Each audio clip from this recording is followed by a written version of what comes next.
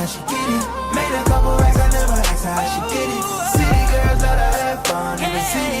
City girls love to have fun in the city. City girls love to have fun in the city. City girls love Welcome to Connect with Christina.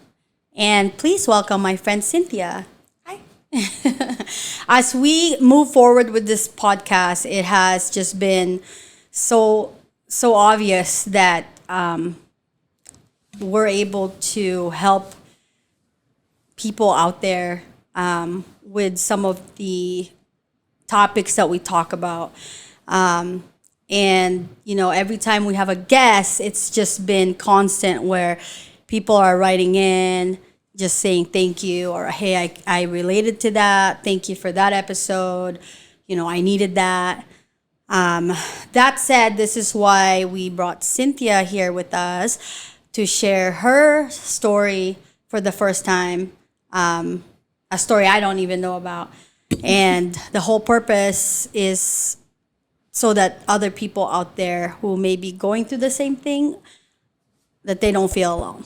So, Couldn't have said it better myself. so thank you for being a brave soul. Thank you, Cloud Gods. It's funny how our handles just follow us anywhere and everywhere. I literally call everybody by their handle, so. Yeah. So anyway, when you're ready, I would love to know how, you know, you grew up and your upbringing. And by the way, she's not from Arizona. She loves Arizona, but she's originally from New Jersey. Yes, so I've been here like 2.5 years, so obviously I've got to meet this beautiful soul, and I'm super blessed to have good people in my life here, so super happy. So I guess I'm just going to dive in. I mean, it's kind of depressing a little bit, and it might be sensitive to a lot of people, but I also feel like my story can definitely help people, so I'm here to share it with you guys to know that you guys aren't alone. And I'm also about to be 30 years old, still dealing with childhood trauma and certain things that I'm trying to just move on and be a better person from. So I will just jump into it. So my story starts off really weird. So basically, my mom was maybe like 15 or 16 when she was pregnant with me. My dad was a little bit older in the military. And after he had got my mom pregnant, he cheated on her with her little sister and married her. And my mom, obviously, she was struggling at the time, and I don't think she was in a place where she can fully take care of me. So then my dad and my aunt kind of raised me. And I feel like for a while when I was little, I knew that she wasn't exactly like my mom, but like she was to me because I didn't really know anything else. But I feel like, you know, the way my mom grew up, she had a lot of trauma herself. Like, even at parties growing up when I was like 4, I literally can remember like the police showing up and my family literally doing drugs, drinking, and like beating the crap out of each other, and me and like my little cousin crying in the bathroom because like we didn't understand what was going on. So like now that I'm older, I understand where my mom was coming from, and maybe she had trauma that she never was able to get over, but also the way that she was raised affected me. And the way my dad was raised affected me. So obviously my dad cheated on my mom. I've seen him so many times put a knife to my mom's neck, a chainsaw once, and I was little trying to push him off of her. And it came to a point where I don't think that like I was her real child. So, you know, when he would do certain things to me, and like he was in the military and he would like go, she would abuse me, and now looking back, I kind of feel like it was because she might hate me because I was not hers, and I was like a constant reminder, thank you, of you know, like her sister and all of that, and it was just really hard because growing up, like my parents had money, they tried to put me in private school, just like do everything, like I was always a first honor roll kid, but I was also terrified of my mom, and she made me feel terrible about myself all the time, and I never felt good enough. My mom and my dad were never really like people to hug me or be like, hey, you did a good job, and I was a good kid. Like I wasn't even allowed out of the house. Like I never went to like one high school party, never did anything because my mom didn't let me out to do anything. So it was like, for me looking back and realizing like what a good kid I actually was and that I really didn't deserve it. That sucks. And I just remember so many times that, like, my mom started drinking so much, and I think that she was very depressed in her relationship with my dad. And so, like, I remember as I started to get older and I started to voice my opinion, like, I don't want you to hit me. I don't want you to do this. Like, this is not okay. I think you guys call it CPS over here, but over on the East Coast, we call it DIFUS. I had someone sleeping on my floor for a while because my school noticed belt marks all over me when I went to school. And I just remember how much in trouble I was for being honest about that situation. And at that point, like, my aunt or my mom was constantly kicking me out of the house. Like, I would come home and there'd be garbage bags of all my stuff. How old were you when this was happening? Probably like 14 to 17, I had to deal with that. And But when did the abuse start? I would say 4. 4 years old. I remember this, like, it's like engraved in my head. I remember my dad was away in the military, and so I don't remember what I did. I think I cut my bangs or something. And my mom literally put a chair in the middle of the kitchen, and I had, like, my favorite shirt on. It was like a Winnie the Pooh shirt. And she told me to sit there because I was in trouble. And then she just started hitting me. And, like, she literally ripped, like, my shirt. Like, I remember because that was my favorite shirt. Ripped me out. I fell with the chair. And I just, like, and I thought it was normal. Like, I thought everybody had this life. And then when you start to talk to people or, like, whatever, and you realize, like, oh, crap, like, this is not normal. This is not okay. Like, you know, you don't feel safe ever. And at that point, like, I didn't have any other family in my life either to, like, talk to. I didn't have siblings to talk to, so I was completely alone in everything dealing with this. And it hurts. It hurts a lot because more than anything, like, I would have good days with my mom where we go to, like, my swim practice, and she'd be like, oh, wow, you did good today. And, like, it'll be some moments like that. And then I'm, like, happy because I feel like I got her validation and her approval.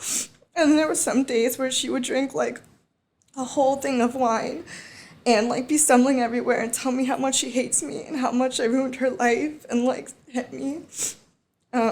You know, I just remember so many times her actually, like, fighting with me and, like, me just, like, I was scared to walk past her in the hallway. Like, I was always ducking. I was always, you know, like, she literally fucking destroyed me. It was just really, it's a lot for me to handle. I feel like growing up also dealing with that, like, I was homeless at a point. Like, I didn't have food, I didn't have anything, and my dad didn't talk to me because my mom basically said it's me or her. And so my dad chose his wife over me. And I just remember putting myself in really crazy situations to make money and to try to be okay. And I struggled a lot, you know? Like, I thought that this was my life and this is what I was gonna amount to. And there was no way for me to, everything now, you need credit, you need a car to get to a job, you need, you know, like, it just seems so impossible at that point. And more than anything, and I feel like everybody can relate, no matter what your parents do, you always wish they were around. You know what I mean? Like, you wish that things were different. You wish they got better. And throughout the years, I feel like I've tried to give them several chances, like, you know, and try to open up and try to help and try to be there. And every time they disappoint me. So are they still together now? So they're separated. They're separate. And then you were never in contact with your actual mom, Until I was, like, maybe older. Yeah, and then I met her. My real mom has lupus. I tried having a relationship with her several times, and it's terrible because I genuinely don't feel like she loves me. I feel like she tried to use me for money. She was not too far from the way my aunt treated me. They grew up in the same household. I didn't expect things to be different. But my real mom is, she has lupus and she's addicted to a medication to sleep. She gets it off the street now if she doesn't get prescribed it. So it's just like she would never really be present, never really be there, always wanting money from me to do this. So like even when I did try to reach out, like I was like, wow, like God gave me basically 3 parents, right, to grow up. And not one of them can act right. Like not one of them can be there for me. I don't trust one of them. You know, in the beginning of the episode, you mentioned that right away in the beginning you said that because they also had a bad upbringing, and I just want to point that out because you're showing your heart and trying to. There's no excuse, obviously. Yeah. But it's crazy that despite what you went through, you're somehow considering that well they didn't know better because they were raised this way. I mean, it still Yeah. doesn't make it okay, you know. Yeah, I agree with that. And I feel like mental health in the, more recent years has become more of a focus because of how many people are dying from it. But I feel like back in the day, like when people were not okay or whatever, people were like, you'll get over it, you'll be fine. And Or push, they embarrass you and make you feel like you're crazy or something. So it's like I understand the hard life that my mom and my aunt have had, but I also me being almost 30 now and seeing the life that I had, which branched off of them, and I'm nothing like them, it makes me wonder, like, why didn't they heal themselves? Why didn't they try to be better? Why didn't they stuck in the same toxic cycle that my family has been in for so long? Like, just like gang violence, drugs, alcohol, like that's how my whole family is. It's part of the reason why I want to move to Arizona was to kind of get away because my parents always try to reach out to me, and I know, and it hurts me so much sometimes to like block them or to just say I don't trust you and this is not for me right now because obviously I want them in my life, but I don't. I've given them so many chances to hurt me, and it's like for me to turn cold towards them, it hurts.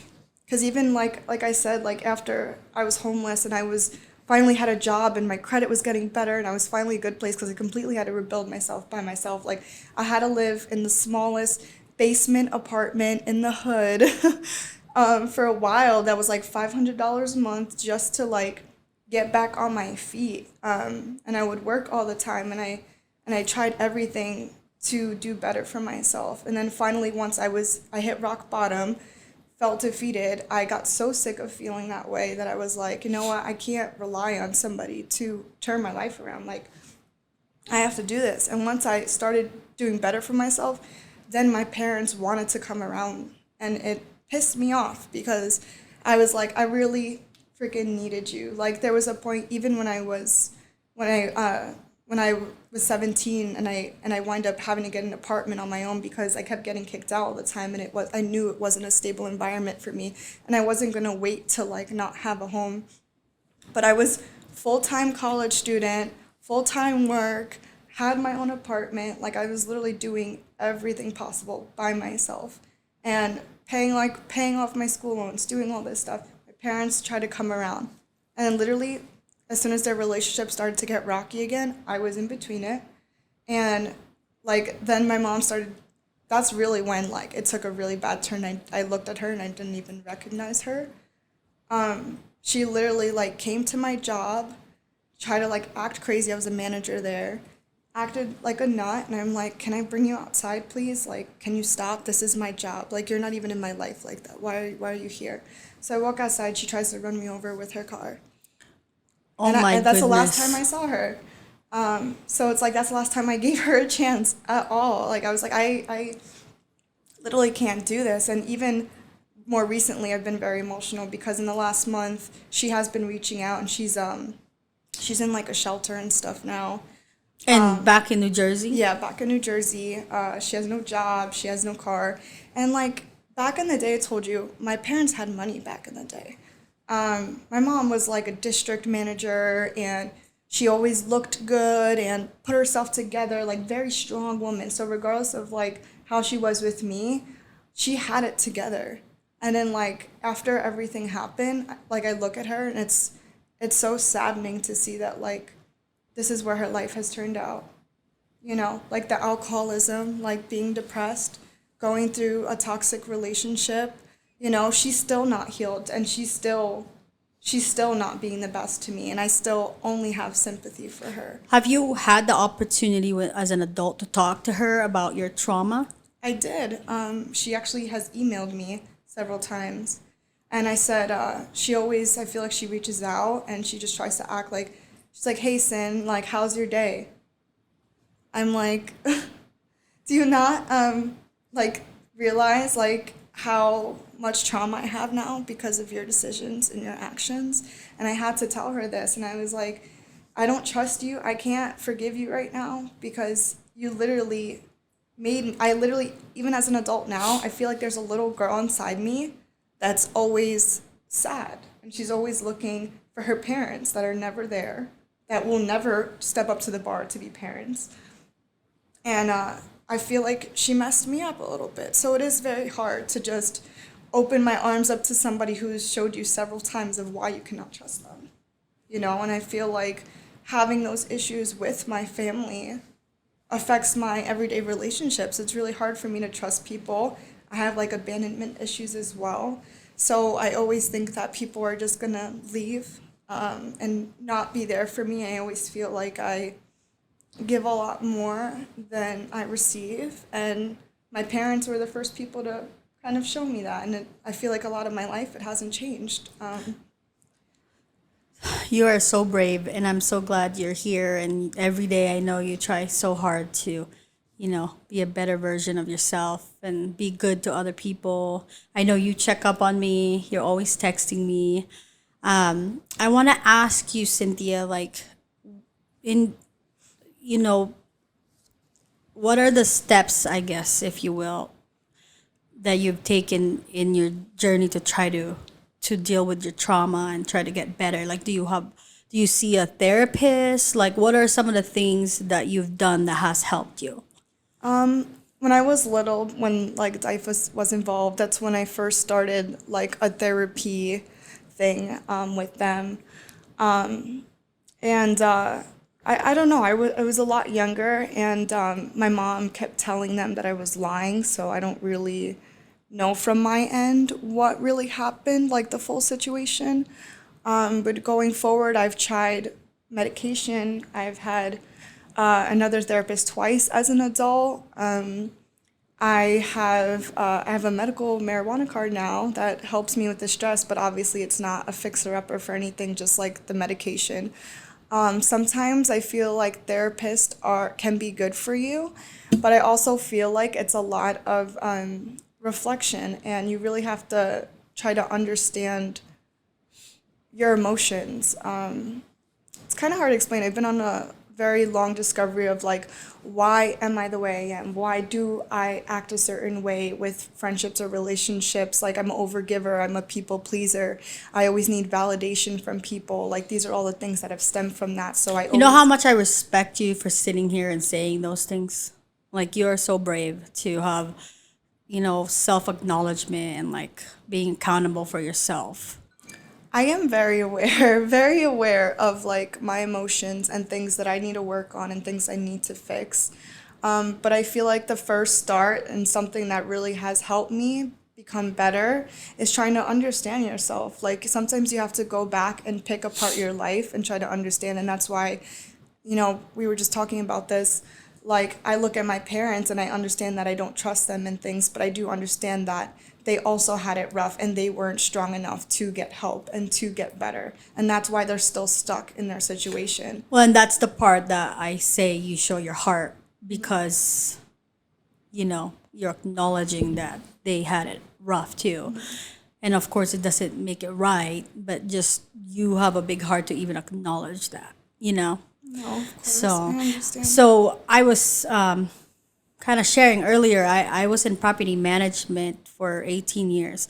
So I have a lot of respect for all the landlords and property management, because it's not what you think it is. It's not a real, like a real estate admin job. You were literally so many things, so many hats in an 8 hour period. You're a lot of times, depending on the demographics, you could be a social worker, psychiatrist, psychologist. But that's why a lot of the property management people and the landlords, like, it's like almost like being a teacher too. Like, it's a special, you have to be, you're different. You're built different. To be a property manager, you pretty much have to be built that way. Like, you know, compassionate, you have a big heart, but still be able to run like a multi-million dollar, property, because you still have to do all, you still have to do your job. But in the core, there's just the best of them, function so much more than what they're there for, because we are exposed to a lot, like child abuse. I had one that I was sharing earlier where it's a 4-year-old little boy, and I noticed he had cigarette butts, and I had to call CPS. And then it ended up being a bigger case. It was on TV, and he had broken bones, he had concussions, other marks, bruises, and unfortunately, even more than that. And he was a young boy, 4 years old. So it happens a little bit more than we want it to. And obviously, you're an example. You're an adult now. So I thank you for sharing your story, and it's sad because, right now it's happening to someone. No, I agree. And I feel bad because, especially with COVID and everything that just happened, kids being homeschooled, like my heart gave because I used to hate being home.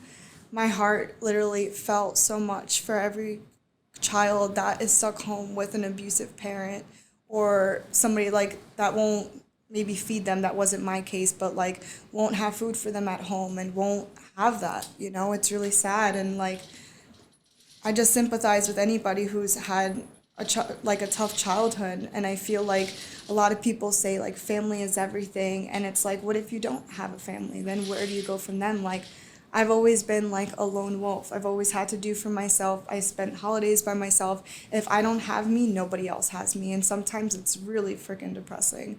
To think But that I way. have seen you open up to a lot of people, and you're allowing people to come into your life.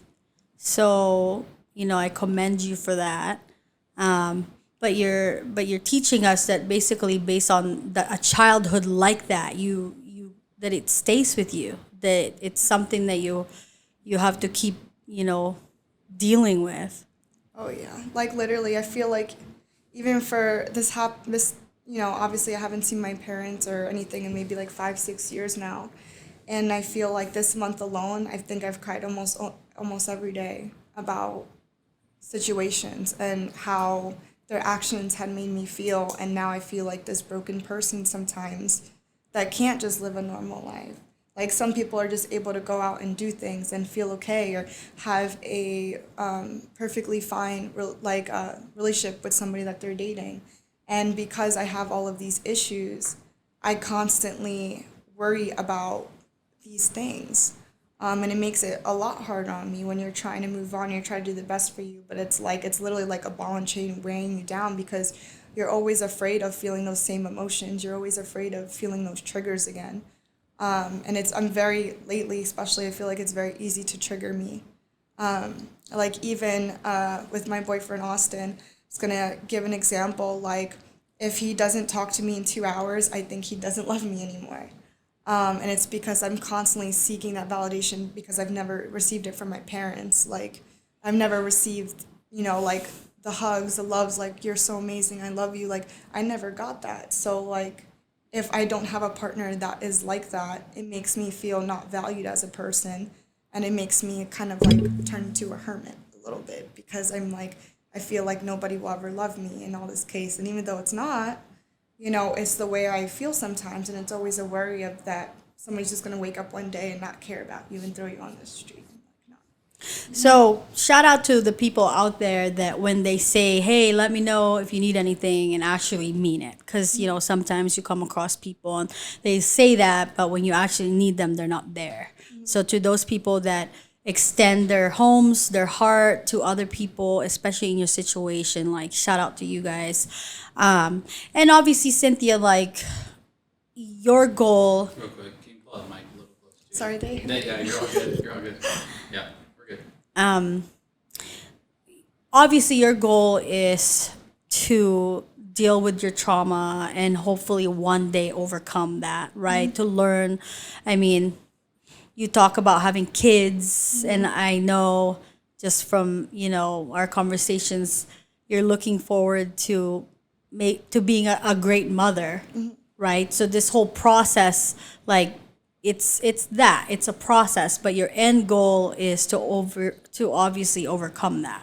Of course. And like also just being on the opposite end of things, you realize how things that your parents do or people around you do that could affect you and your mental and your growing years when you're younger.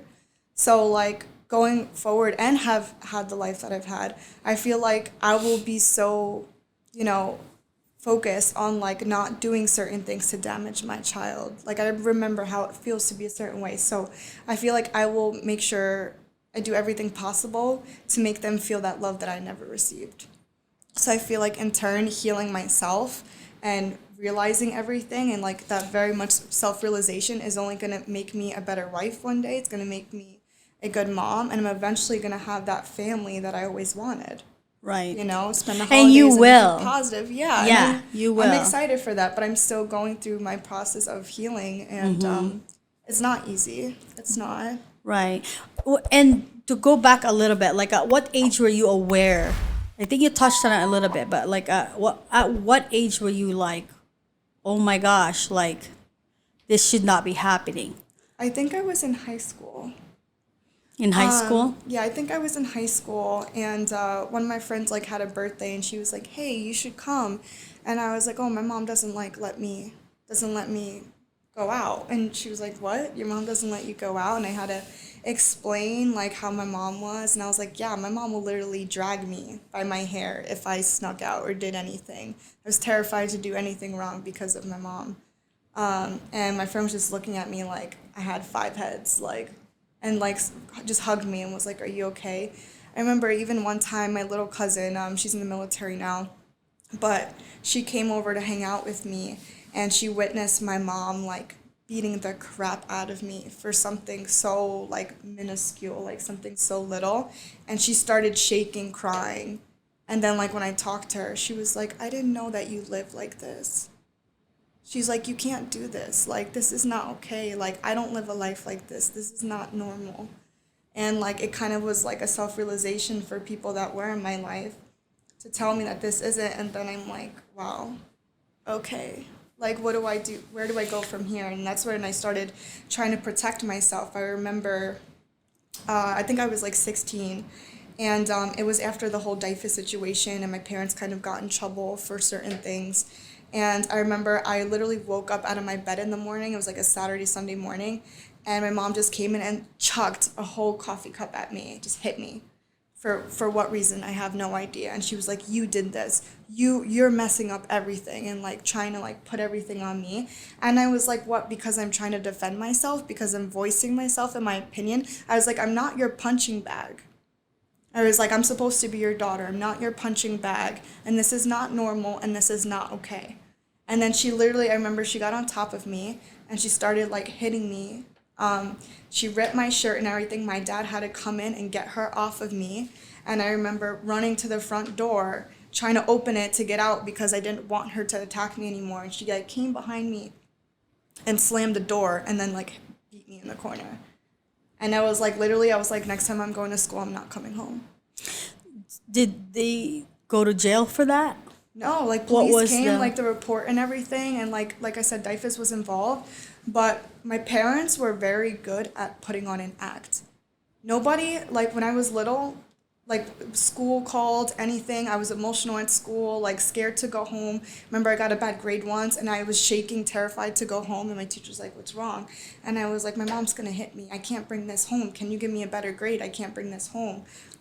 So I think the teachers started to realize that I was scared of my parents. So there was a lot of conversations, but I feel like they always made it seem like, oh, we just want her to do good in school, and they put on this act.